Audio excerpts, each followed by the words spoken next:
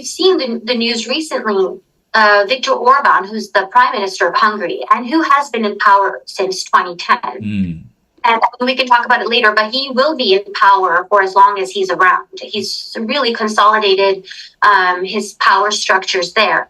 He has been trying to seduce or, let's say, court a certain faction of the American right. Why is that? Because he sort of created this narrative about what Hungary is.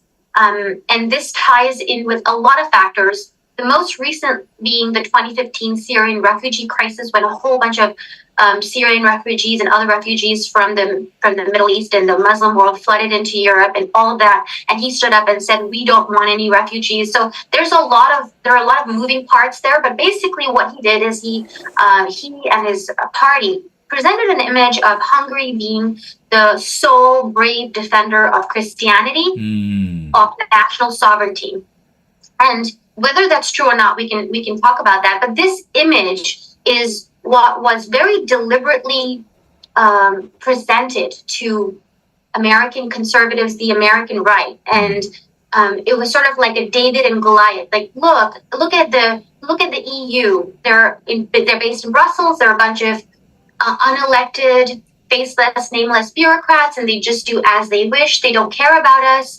And now we can tie in the whole part about wokeism, or that ideology, which is gender, sexual, ideology that looks at superficial diversity, like our skin color, over merit, over character. All those factors, they basically, this narrative about good versus bad, like here's big bad Goliath, which is secular and full of woke ideology that has lost its way.